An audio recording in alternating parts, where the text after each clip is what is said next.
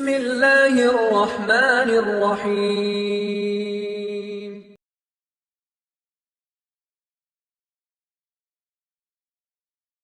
أنبئكم بخير أعمالكم ஒரு அமலை அறிவித்து தரவா, அதை செய்தால் உலக அரசனிடத்தில் அவன் உங்களை பொருந்திக் கொள்வான், அவனிடத்தில் அந்தஸ்துகள் உயர்த்தப்படும். தங்கம் வெள்ளிகளை அவனுடைய பாதையில் கொடுப்பதை விடவும் அவனுக்காக எதிரிகளை போர்க்களத்தில் சந்தித்து உங்களுடைய வாழ் அவர்களுடைய கழுத்துக்கு நேராக செல்வதை விடவும் அவர்களுடைய வாழ் உங்களுடைய கழுத்துக்கு நேராக வருவதை விடவும் சிறந்த அமலை உங்களுக்கு அறிவிக்கவா? சொல்லுங்கள் அல்லாஹ்வுடைய தூதரே, திக்ருல்லாஹ், அல்லாஹ்வுடைய திக்ர், நினைவு. அல்லாஹ் கூறுகிறான், அல்லதீன ஆமனூ وتطمئن قلوبهم بذكر الله ألا بذكر الله ألا بذكر الله تطمئن القلوب. سبحان الله. மூமின்களுடைய உள்ளம் அல்லாஹ்வின் நினைவால் தான் சாந்தி பெறும். அல்லாஹ்வின் நினைவில் தான் உள்ளத்தின் நிம்மதி இருக்கிறது. அல்லாஹ் கூறுகிறான் நபியை பார்த்து, நபியே, அவர்களுடைய வார்த்தைகளால் உங்களுடைய உள்ளம் நெருக்கமாக இருப்பதை நான் அறிகிறேன். என்ன செய்யுங்கள்? ஃபஸப்பிஹ் பிஹம்தி ரப்பிக் வகும் மினஸ் சாஜிதீன். அல்லாஹ்வை புகழுங்கள், அல்லாஹ்விற்கு சுஜூது செய்யுங்கள். அல்லாஹ் நீக்குவான் கவலை. நபிக்கு அல்லாஹ் சொல்லக்கூடிய வழிமுறை. நபி யூனுஸ், தந்தை இல்லை, தாய் இல்லை, உறவினர் இல்லை, தோழர்கள் இல்லை, மீன் வயிற்றில் சிக்கி தவிக்கிறார். சுப்ஹானல்லாஹ். சொன்னார்கள், லா இலாஹ இல்லா அன்த் சுப்ஹானக இன்னீ குன்து மினல் ஸாலிமீன்.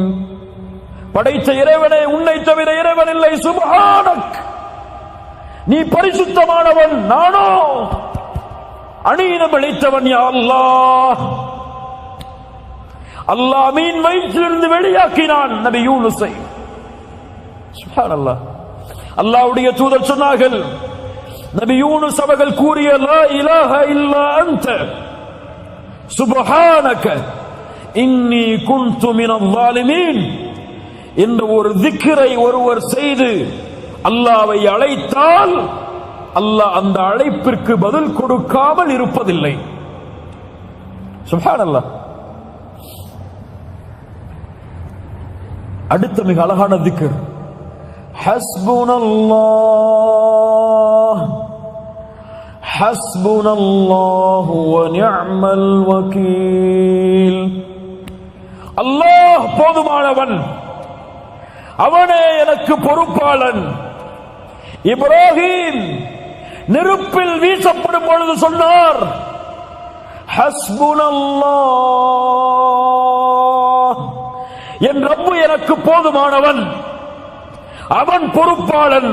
அல்லாஹ் நெருப்பை குளிர்ச்சி தரக்கூடியதாக மாற்றினான்.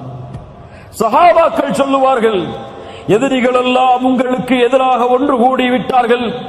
சொல்லுவார்கள் தோழர்கள், அவர்களுடைய ஈமான் அதிகரிக்கும். காலு ஹஸ்புனல்லாஹ், எங்களுக்கு அல்லாஹ் ஒருவன் போதுமானவன். சுப்ஹானல்லாஹ். ஃபாத்திமா ரலியல்லாஹு அன்ஹா கடினப்படுகிறார்கள், வேதனைப்படுகிறார்கள். கைகள் எல்லாம் தூதருடைய மகளுக்கு காய்ச்சி விடுகிறது. ஒரு அடிமையை கேட்போம் என்று அல்லாஹ்வுடைய தூதரிடத்திலே முறையிடப்படுகிறார்கள். அல்லாஹ்வுடைய தூதர் சொன்னார்கள், ஃபாத்திமா, அடிமை கிடைப்பதை விடவும் சிறந்த ஒன்றை உன் கவலைகள் நீங்குவதற்கு சொல்லவா? நீ உறங்கச் சென்றால் சுப்ஹானல்லாஹ் 33 தடவை, அல்ஹம்துலில்லாஹ் 33 தடவை, அல்லாஹு அக்பர் 34 முறை கூறினால் இந்த அடிமை கிடைத்து உன் துன்பம் நீங்குவதை விட இது மேலானது.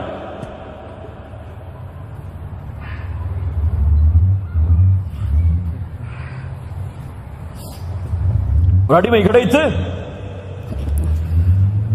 துன்பம் நீங்குவதை விட அது மேலானது என்று அல்லாஹ்வுடைய தூதர் முஹம்மது ரசூலுல்லாஹ் ஸல்லல்லாஹு அலைஹி வஸல்லம் சொன்னார்கள். zikr உள்ளத்திற்கு மன நிம்மதியை ஏற்படுத்தும். கவலையா அஸ்தக்ஃபிருல்லாஹ் அஸ்தக்ஃபிருல்லாஹ் அஸ்தக்ஃபிருல்லாஹ்.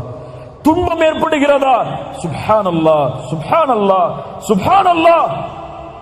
பிரச்சனை, தவிக்க முடியாத பிரச்சனைகள், பள்ளிக்கு செல்லுங்கள், தனிமையில் உட்காருங்கள், அல்ஹம்துலில்லாஹ் அல்ஹம்துலில்லாஹ் அல்ஹம்துலில்லாஹ். யார் தனிமையில் உட்கார்ந்து அல்லாஹ்வை நினைத்த காரணத்தால் அவர்களுடைய கண்களிலிருந்து கண்ணீர் பீரிட்டு ஓடியதோ நாளை மறுமையில் அர்ஷின் நிழலில் அல்லாஹ் அவருக்கு நிழலளிப்பான். zikr அலா பிذிக்ரில்லாஹி தத்மைனுல் குலூப். இது முஃமின்களுக்கு. இன்று பல முனாஃபிக்குகளுக்கு, முஸ்லிம் என்ற போர்வையில் இருக்கக்கூடிய பலருக்கு மன நிம்மதி எதில் தெரியுமா? எதில்? மியூசிக். மியூசிக், சினிமா பாடல்களை அவர்களுடைய காதுகள் கேட்பது நிம்மதி. எதை அல்லாஹ் சபித்தானோ, எதை தூதர் சபித்தார்களோ அது இன்று முஸ்லிம்களுக்கு ஹலால். என்ன ஒரு சமூகம் இது! யார் காட்டிய வழிமுறை? சினிமாவில் இருந்து என்று முஸ்லிம்களை பிரிக்க முடியவில்லை. சினிமா பாடல்கள் கேட்காத முஸ்லிம் இல்ல. மாஷா அல்லாஹ், இன்னைக்கு மொபைல் எடுத்து பாருங்க, இங்க இருக்கிறவங்க கையை தொட்டு பாருங்க, என் மொபைல்ல சினிமா பாடல் இல்ல அப்படின்னு எத்தனை பேர் சொல்ல முடியுங்க? சொல்லுங்க, யோசிச்சு பாருங்க. அங்க ஆன்டி வைரஸ்க்கு குரானை பயன்படுத்திப்பாங்க. எதுக்கு? போன் கிடக்கூடாது இல்ல, பரக்கத்து இருக்கிறவங்க போன்ல, அதுக்கு குரான் வேணுமா இருக்கு? லா இலாஹ இல்லல்லாஹ். இரவில் தூங்கும் பொழுது மியூசிக்கை கேட்டுவிட்டு உறங்குகிறான். தூக்கம் அப்போதான் வருது அவனுக்கு. சுப்ஹானல்லாஹ் என்ன வரல, அல்ஹம்துலில்லாஹ் என்ன வரல, அல்லாஹ் அக்பர் என்ன வரல. காதுல ஹெட்போனை மாட்டி மியூசிக்கை கேட்டாதான் வருதுன்னா அவர்களிடத்திலே சொல்லுகிறேன், உங்கள் கல்பு செத்து விட்டது. ரப்பிடத்திலே கல்பை கேளுங்கள். உடல் மட்டும்தான் உயிரோடு இருக்கு. ஹராமில் இன்பம் கண்டால் உடல் உயிரோடு இருக்கிறது, உள்ளம் செத்து விட்டது. உள்ள உயிரோடு இருந்தா ஹராம கேட்டா வெறுக்கும், அருவருப்பு தன்மை ஏற்படும். இதை விட்டு ஓடணுமே என்ன ஏற்படும்? சஹாபாக்கள் சொல்லுவார்கள், இசையும் குர்ஆனும் ஒரே காதில் ஒன்று சேராது. zikr, அல்லாஹ்வை நினையுங்கள். குறைஞ்சு போச்சுங்க. தொழுக முடிச்சிட்டு அல்லாஹ்வுடைய தூதர் சொன்ன zikra சொல்லிட்டு எழுந்திருக்கிறதுக்கு எத்தனை பேருக்கு டைம் இருக்கு? அவ்வளவு பிஸி அவங்க. யாரா முதல்ல வெளியே போறது, வெளியே போனா யாருக்கு அவார்டு கொடுப்பாங்க நிலைமையில பள்ளியில தொழுத காலி. எப்போ இமாம் இக்ராம சொல்லி ருக்குவுக்கு போவாரோ ஓடி வந்து தொழுதுவார். முன்னாடி வந்து உட்கார்ந்து அல்லாஹ்வை zikr செய்யணும், அல்லாஹ்வை நினைவு கூறணும் அப்படிங்கிற zikr எல்லாம் குறைஞ்சு போயிரு. முனாஃபிக் யார் தெரியுமா? முனாஃபிக் யார் தெரியுமா? குர்ஆனில் அல்லாஹ் சொல்லக்கூடிய தன்மை, அல்லாஹ்வை குறைவாகவே zikr செய்வார். யாருங்க பெரியவங்களே, யாருங்க தாய்மார்களே, யார் இவன்? அல்லாஹ்வை குறைவாக zikr செய்பவன் முனாஃபிக்.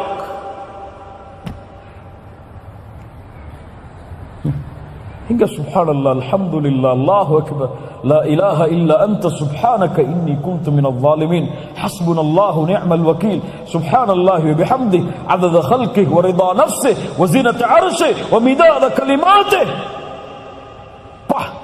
உள்ளம் அப்படியே உயிர்ப்பிக்கும் ஈமானோடு கூறினால், கல்பு அப்படியே குதிச்சு எழும், கவலைகள் ஓடும். உள்ளத்தோடு சொன்னால் நமக்கு zikr எல்லாம் நமக்கு வந்து பரக்கத்துக்கு. எதுக்கு பரக்கத்? சுப்ஹானல்லாஹ் என்ன அர்த்தம் தெரியாது. ஆனா சுப்ஹானல்லாஹ் சுப்ஹானல்லாஹ் சுப்ஹானல்லாஹ் தஸ்பீஹ் பண்ணி ஊட்டிக்கிட்டே இருப்பாரு.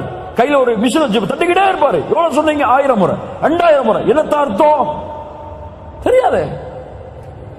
அல்ஹம்துலில்லாஹ் என்ன அர்த்தம் தெரியாது.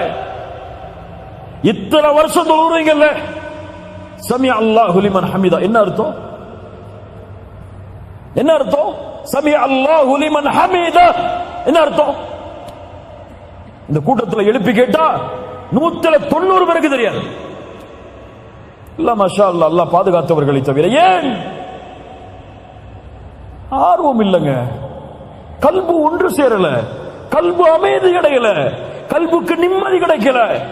சமி அல்லாஹு லிமன் ஹமிதா புகழப்படுவதை அல்லாஹ் செவியேற்கிறான் என்று இமாம் சொல்லும் பொழுது, அப்படியா அல்லாஹ்வை புகழ வேண்டும். ரப்பனா லக்கல் ஹம்த். கல்பு அப்படியே சாந்தி அடையும். இந்த 10 கவலைகளை நீக்கக்கூடிய வழிகள். இதை செய்தால் அல்லாஹ் நம்முடைய கவலைகளை நீக்குவான். இறுதியாக என்னதான் கவலைகள் நீங்கினாலும், என்னதான் துன்பம் நீங்கினாலும், ஒரு முஃமினுடைய உண்மையான மகிழ்ச்சி இந்த உலகத்தில் அல்ல. இமாம் அஹ்மத் இடத்திலே கேட்கப்பட்டது, இமாம் அஹ்மத் அவர்களே, ஒரு முஃமினின் உண்மையான மகிழ்ச்சி எப்போது? கோடிகளை கட்டும் பொழுது, ராய்ஸ் ரோயஸ் கார்ல வலம் வரும் பொழுது, அல்லது பெரிய பெரிய பில்டிங்கை வாங்கி மிகப்பெரிய சொத்துக்களை குவிக்கும் பொழுது, அழகிய மனைவிமார்களை திருமணம் முடிக்கும் பொழுது, அழகிய பிள்ளைகளை பெருக்கும் பொழுது, உலகத்தில் மிகப்பெரிய அரசனா மாறும் பொழுது. சொன்னாங்களா? அஹ்மது சொன்னார்கள், ஒரு முஃமினுடைய உண்மையான மகிழ்ச்சி சொர்க்கத்தில் அவன் எடுத்து வைக்கும் முதல் 8. ஒரு முஃமினுக்கு எதுவும் திருப்தி அளிக்காது இந்த உலகத்திலும் மறுமையிலும், ஒன்றை தவிர. மறுமையில் சொல்லுவான், சொர்க்கத்தில் நுழைவான், அல்லாஹ் அழைப்பான், ஹல் ரதைத்தும், திருப்தி கொண்டீர்களா?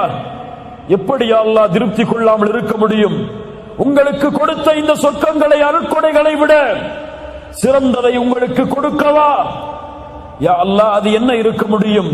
அல்லாஹ் கூறுவான், இன்றைய தினம் என் பொருத்தத்தை நான் ஹலாலாக்குகிறேன், இதற்கு மேல் உங்கள் மீது நான் கோபமே படமாட்டேன் என்று அல்லாஹ் கூறுவானே, அந்த வார்த்தையை அந்த முஃமின் இந்த 2 காதால் கேட்கும் வரை அவனுக்கு உலகத்திலே எது வந்தாலும், எது வரவில்லை என்றாலும், துன்பம் வந்தாலும், கஷ்டம் வந்தாலும், செல்வம் வந்தாலும், வறுமை வந்தாலும், இந்த உலகத்தில் எது கிடைத்தாலும், கிடைக்கவில்லை என்றாலும் அவனுக்கு எதுவும் நிம்மதி அல்ல.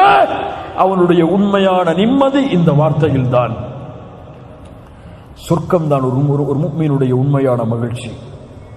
இந்த உலகம் தற்காலிகமானது. இதில் நீங்கள் எப்படி வேண்டுமானாலும் இருக்கலாம். உங்களுக்கு சைக்கிள் தான் இந்த உலகத்தில் மரணம் வரையும் இருக்கலாம், அல்லது நீங்கள் பென்ஸ் காரிலும் உலா வரலாம். மிகப்பெரிய கட்டிடங்களை நீங்கள் கட்டி இருக்கலாம், அல்லது 4 மூலம் வீட்டில் தான் உங்களுக்கு இருப்பிடமும் அமைந்திருக்கலாம். வறுமையும் கவலையும் தான் உங்களை வாட்டலாம், அல்லது சந்தோஷமும் மகிழ்ச்சியும் தான் இந்த உலகத்தில் நிலைத்திருக்கலாம். ஆனால் எதுவும் இந்த உலகத்தில் யாருக்கும் நிரந்தரம் அல்ல. இன்று மரணமானால் எல்லாம் அவரை விட்டு விரண்டு ஓடும் ஓடும் ஓடும் ஓடும். செல்வம் ஓடும், பதவி ஓடும், குழந்தை ஓடும், மனைவி ஓடும். எதுவும் அவனுக்கு சொந்தமாக இருக்காது. உமர் அவர்கள் சொன்னார்கள், கபர்களை பார்த்து, கபர்வாசிகளே, எதை சேர்த்து சென்றீர்கள்? செல்வம் என்று வேறொருவர் அனுபவிக்கிறார், வீடு வேறொருவர் தங்கி இருக்கிறார், பதவி வேறொருவர் அனுபவிக்கிறார். நீங்கள் உங்களுக்காக நினைத்து வைத்த மனைவிமார்களும் நீங்கள் மரணித்ததற்கு பிறகு வேறொருவரை திருமணம் செய்து வேறொருவருக்கு மனைவியாகிவிட்டார்கள். கபர்வாசிகளே, எதை இந்த உலகத்தில் உங்களுக்கு சொந்தமாக்கிறீர்கள்? ஃபஸ்தபிகுல் கைராத் வஸாரிஉ இலா மக்ஃபிரத்தின் மின் ரப்பிக்கும் வஜன்னத்தின் அர்துஹா ஸ்-ஸமாவாத்து வல் அர்து உஇத்தத் லில் முத்தகீன். விரைந்து வாருங்கள் அந்த நன்மைகளை அடைவதற்கு. இந்த 10 நிபந்தனைகளை, 10 செயல்களை யார் தங்களுடைய வாழ்வில் நிலையாக தொடர்ந்து செய்து வருகிறார்களோ அவர்களுடைய வாழ்வில் எல்லா பிரச்சனையும் அல்லாஹ் நீக்குவான். லா தஹ்சன் இன்னல்லாஹ மஅனா. பெரியவர்களே, சிறியவர்களே, தாய்மார்களே, குழந்தைகளே என எல்லோருக்கும் எனக்கும் சொல்கிறேன், லா தஹ்சன், எதிலும் இந்த உலகத்திலே கவலைப்படாதே. எல்லா நேரத்திலும் இன்னல்லாஹ மஅனா, அல்லாஹ் எம்மோடு தான் இருக்கிறான். அல்லாஹ் இந்த இல்மை பலனுள்ள இல்மாக அல்லாஹ் ஆக்குவானாக. இதை நம்முடைய வாழ்வில் செயல்படுத்துவதற்கு அல்லாஹ் உதவி செய்வானாக. ஜஸாக்கமுல்லாஹு கைரன். இந்த அழைப்பை ஏற்று இங்கே வருகை தந்ததற்கு அல்லாஹ் நம்முடைய இந்த அமலை ஏற்றுக்கொள்ளட்டும். அல்லாஹ் உங்களுடைய வாழ்வில் பரக்கத் செய்யட்டும். அல்லாஹ் உங்களுடைய கவலைகளை நீக்கட்டும். அல்லாஹ் இந்த உலகத்திலும் மறுமையிலும் சிறந்த வாழ்வை அல்லாஹ் எம்மை வாழ வைக்கட்டும், மகிழ்ச்சியோடு நிம்மதியோடு. அக்கூலு கௌலி ஹாதா அஸ்தக்ஃபிருல்லாஹ் லீ வலக்கும். ஸலாமு அலைக்கும் வரஹ்மத்துல்லாஹி.